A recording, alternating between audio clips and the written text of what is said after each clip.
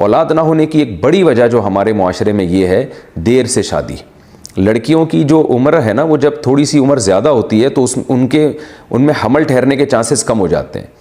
تو دیر سے شادیوں کا جو ہمارے معاشرے میں ایک رجحان ہے نا کہ پڑھ لیں پہلے یہ کر لیں پھر یہ کر لیں پھر یہ کر لیں, تو جب شادی ہوتی ہے تو وہ پھر جو ہے نا حمل ٹھہرنے کے چانسز کم ہو جاتے ہیں.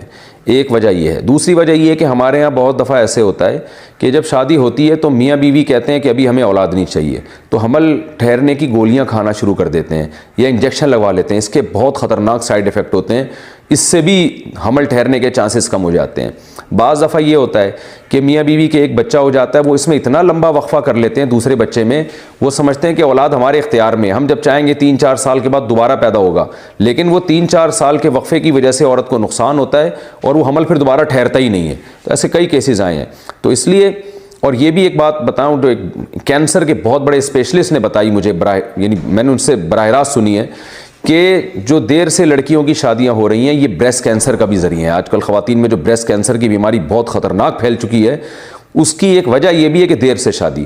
وجہ اس کی ہے کہ جو بریسٹ ہے وہ میچور ہو چکا ہوتا ہے, اور اس میں پھر جو مائیں جب یعنی اس میں جب دودھ آتا ہے تو اس کی جو سیل کی جو ٹوٹ پھوٹ ہوتی ہے اس کی وجہ سے ڈسٹربنس پیدا ہو جاتی ہے اور وہ کینسر کی طرف لے جاتی ہے.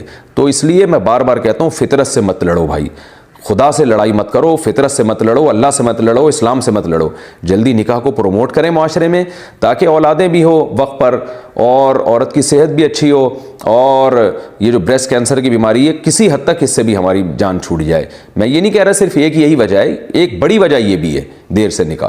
تو اور پھر جو حمل روکنے کی گولیاں ہیں اور جو انجیکشن ہے, یہ ساری نظام جو ہے نا عورت کے اندر کے نظام کو تباہ و برباد کر رہا ہے. لیکن قربان جائیں فیملی پلاننگ والوں پہ, وہ ہمیں بچے پیدا کرنے کے خود ساختہ جو ان کے بنائے ہوئے نقصانات ہیں نا وہ تو بتاتے ہیں, بچے روکنے کے جو اس سے زیادہ نقصانات ہیں وہ نہیں بتا رہے ہوتے.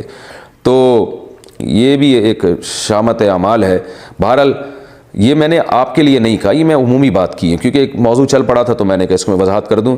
میری دل سے دعا ہے اللہ تعالیٰ آپ کو نیک اور صالح اولاد عطا فرمائے. بعض دفعہ یعنی اللہ کی طرف سے بھی نہیں ہو رہا ہوتا, جلدی بھی شادی ہو جاتی ہے, میاں بیوی میں کوئی خرابی بھی نہیں ہوتی, نہ انہوں نے حمل روکنے کی کوئی تدبیر اختیار کی ہوتی ہے, پھر بھی نہیں ہو رہی ہوتی اولاد, پھر یہ اللہ کی طرف سے. تو اللہ سے بس اچھی امیدیں لگانی چاہیے اور جو آزمائش مقدر ہے اس پہ صبر کرنا چاہیے.